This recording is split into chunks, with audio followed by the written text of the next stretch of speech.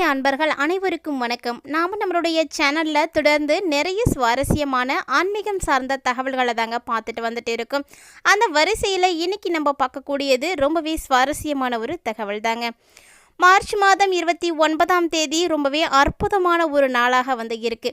நிறைய கிரகங்களுடைய சேர்க்கையின் மூலமாக நிறைய விசேஷங்களானது இந்த நாளில் நிறைஞ்சிருக்குங்க. அதில் குறிப்பிட்டு பார்க்கக்கூடியது அப்படின்னா அமாவாசை தான். பொதுவாகவே அமாவாசை அப்படின்னாலே ரொம்பவே சிறப்பு வாய்ந்த ஒரு நாள் தான். இந்த நாள் நம்ம முன்னோர்களுக்கு உரிய நாள் அப்படின்னு நமக்கு தெரியும்.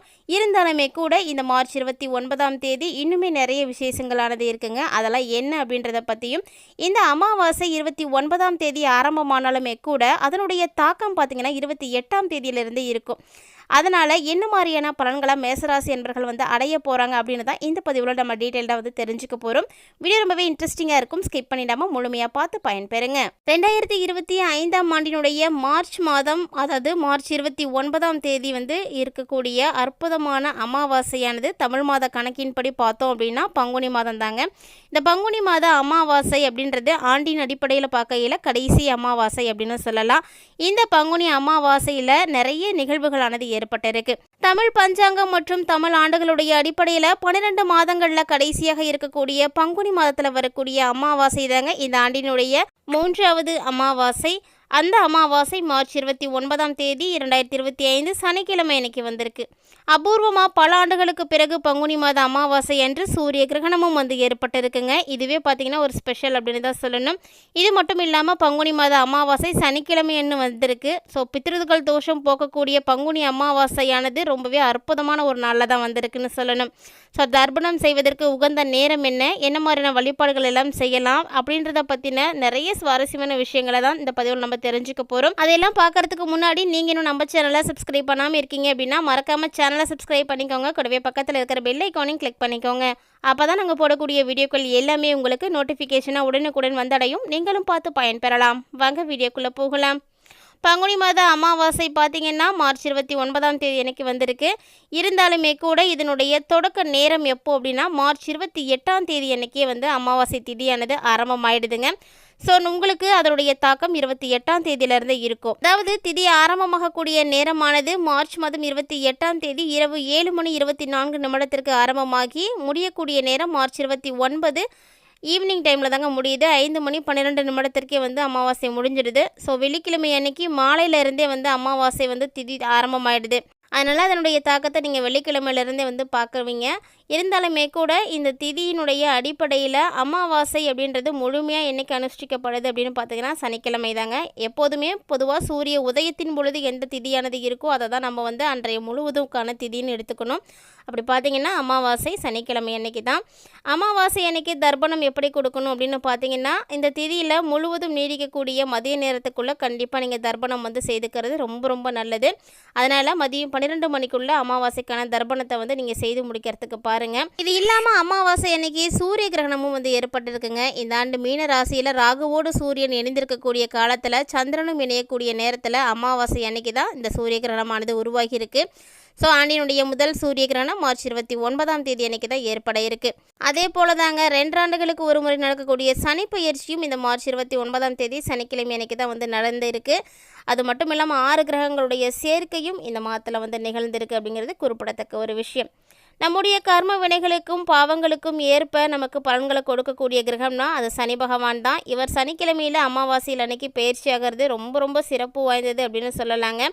இந்த நாளில் சனி பகவானுடைய அருளை பெறுவதற்கு ஒரு சில வழிபாட்டு முறைகள் எல்லாம் இருக்குது. மேலும் அமாவாசையில் செய்யக்கூடிய விஷயங்கள் பற்றியும் இந்த பதிவில் நம்ம தெரிஞ்சுக்கலாம். பங்குனி மாத அமாவாசை சனிக்கிழமை அன்னைக்கு வரக்கூடிய நேரத்தில் சனி பயிற்சியும் இருக்கிறது ரொம்பவே ஸ்பெஷலான ஒன்று அப்படின்னு தான் சொல்லணும். ஸோ சிறப்புக்குரிய இந்த நாளில் கண்டிப்பாக வழிபாடுகள் செய்யுங்க. இது ரொம்பவே முக்கியமான ஒரு நாள் தான். அது மட்டும் இல்லாமல் இந்த நாட்களில் ஒரு சில விஷயங்கள் நீங்கள் தொடர்ந்து செய்கிறதுனால சனி பகவானுடைய அருளாசியும் உங்களால் பெற்றுக்க முடியும். கர்மாக்களுக்கு காரணமாக இருக்கக்கூடிய கிரகம் தான் சனி பகவான். பொறுப்பு, ஒழுக்கம், வாழ்க்கையில் ஒழுங்காக அமைவதற்குரிய காரணிக்குரியவரும் சனி பகவான் தாங்க. அப்படிப்பட்ட சனி பகவான் சனிக்கிழமை அன்னைக்கு பயிற்சியாகிறாரு. ஸோ அந்த நாளில் முன்னோர்களையும் நீங்கள் வழிபாடு செய்கிறதுக்கு ரொம்ப ரொம்ப சிறப்பான ஒரு நாளாக அமைஞ்சிருக்கு.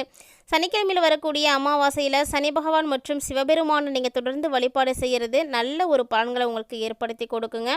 மேலும் இந்த நாளில் முன்னோர்களை வழிபாடு செய்து தர்ப்பணங்கள் செய்தாலுமே கூட சனி பகவான் மற்றும் சிவபெருமானுடைய வழிபாடுகள் தான் உங்களுடைய கர்ம வினைகள் பாவங்களை எல்லாம் நீக்கி உங்களுக்கு முக்திகளை கொடுக்கும் அப்படின்றத மறந்துடாதீங்க. ஸோ உங்களுக்கு இந்த காலங்களில் இருக்கக்கூடிய எல்லா விதமான பாவங்களும் நீங்குவதற்கும் முந்தைய பிறவிகளில் செய்த பாவங்கள் குறையிறதுனாலையும் தற்போது இருக்கக்கூடிய துன்பங்கள் பிரச்சனைகளில் இருந்து நிச்சயமாக உங்களால் விடுபட முடியும். ஸோ சனிக்கிழமைகளை வழக்கமாக செய்யக்கூடிய சனி பகவான் வழிபாடுகளோடு சேர்த்து கூடுதலாக ஒரு சில குறிப்பிட்ட விஷயங்களையும் இந்த டைமில் நீங்கள் செஞ்சீங்க அப்படின்னா அது உங்களுக்கு அதிக அளவில் நன்மைகளை எல்லாம் ஏற்படுத்தி கொடுக்குங்க. அதாவது சனிக்கிழமை அன்னைக்கு சனி பெயர்ச்சியும் அமாவாசையும் வந்திருக்கு அப்படின்ற ஒரு காரணத்தினால அன்னைக்கு கருப்பு எள், கருப்பு நிற போர்வை, உளுத்தம் பருப்பு உள்ளிட்ட பொருட்களை எல்லாம் நீங்கள் ஏழைகளுக்கு வந்து தானமாக கொடுங்க. அந்த உளுந்து பார்த்திங்கன்னா கருப்பு உளுந்தாக இருக்கிற மாதிரி பார்த்துக்கிறது ரொம்ப ரொம்ப விசேஷமானது. ஸோ இது போல் தான தர்மங்களை நீங்கள் அந்த நாளில் செஞ்சீங்க அப்படின்னா இந்த டைம் உங்களுக்கு சிறப்பான பலன்கள் கிடைக்கும். அது போல் அடுத்ததாக பார்த்தீங்கன்னா இந்த நாளில் அரச மரத்தை 7 முறை நீங்கள் சுற்றி வந்து அரச மரத்திற்கு முன்பாக நல்லெண்ணெய் ஊற்றி அகழ்விளக்கு ஏற்றி வழிபாடு செய்கிறது ரொம்பவே சிறப்பான ஒன்றுங்க. ஸோ கண்டிப்பாக நாங்கள் சொல்லக்கூடிய இந்த எளிமையான விஷயங்களை உங்களால் இந்த டைமில் செய்ய முடியும்னா செய்து உங்களுக்குரிய பலன்களை எல்லாம் நீங்கள் பெற்றுக்கோங்க. இதோடு ஒரு சில மந்திரங்களையும் வந்து இணைச்சிருக்கோம். அந்த மந்திரங்களையும் உங்களுக்கு சொல்ல முடியும்னா கண்டிப்பாக நீங்கள் சொல்லுங்கள். பார்த்தே படிக்கலாம், தவறு கிடையாதுங்க. இந்த மந்திரங்களும் உங்களுக்கு சிறப்பான ஒரு பலன்களை எல்லாம் ஏற்படுத்தி கொடுக்கும். ஸோ சனிக்கிழமை அன்னைக்கு சனி அமாவாசையும் வந்திருக்கிறதுனால இந்த நாளில் சொல்லக்கூடிய முக்கியமான மந்திரங்களில் ஒன்று தான் ஓம் நமச்சிவாயா. இந்த ஓம் நமச்சிவாயா மந்திரம் ரொம்பவே எளிமையான மந்திரம். எல்லாராலையும் சொல்லக்கூடிய வகையில் இருக்கிற இந்த மந்திரத்தை தவறாமல் நீங்களும் அன்னை நாளில் செய்து பயன்பெறுங்க. அடுத்ததாக இருக்கக்கூடிய மந்திரம் ஓம் மகாதேவா வித்மகே ருத்ரமூர்த்தியே தீமகே தன்னூர் சிவமய பிரசோதயா அப்படின்ற இந்த ஒரு மந்திரத்தையும் நீங்கள் சொல்லலாம். இதை விட எளிமையான மந்திரம் தாங்க உங்களுக்கு முதல்ல கொடுத்துருக்கக்கூடியது. ஸோ ஓம் நமச்சிவாயா அப்படின்ற மந்திரமே போதும். இந்த 5 எழுத்து மந்திரத்திற்கு இணையான மந்திரமே வந்து கிடையாது அப்படின்னு சொல்லுவாங்க. ஸோ இந்த மந்திரத்தை நீங்கள் இந்த நாளில் செய்வதனால நிறைய பலன்கள் உங்களுக்கு ஏற்படும்.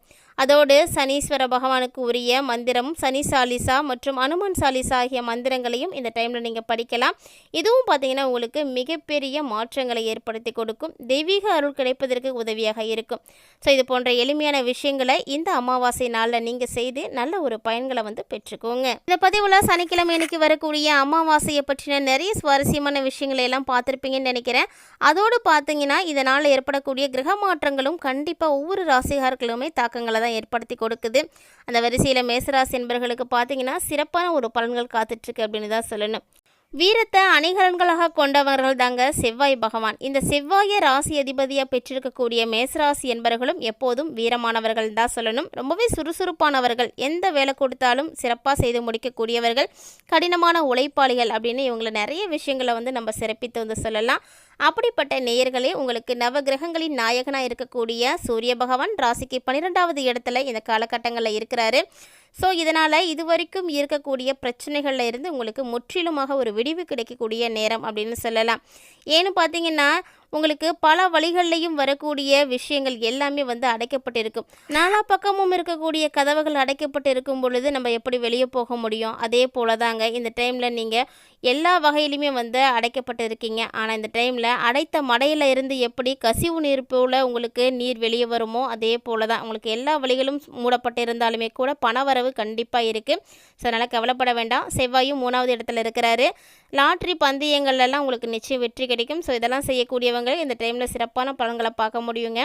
இந்த காலகட்டங்களில் நண்பர்களுடைய உதவி உங்களுக்கு சிறப்பாக இருக்குது. கூடவே புதனும் 12வது இடத்துல இருக்கிறதுனால நிறைய தொழிலுக்கு எதிர்ப்புகள் வருது அப்படின்லாம் நீங்கள் கவலைப்படாதீங்க. கண்டிப்பாக அதில் வந்து நிவாரணமும் கிடைக்கும். ஸோ தொடர்ந்து உங்களுடைய வேலைகளை செய்யுங்க. குரு பகவானும் உங்களுக்கு 3வது இடத்துல தாங்க இருக்கிறாரு. ஸோ கடுமையாக முயற்சி செய்தீங்க அப்படின்னா உங்களுடைய தொழிலை நிச்சயமாக உங்களால் வந்து கவனிச்சிக்க முடியும்.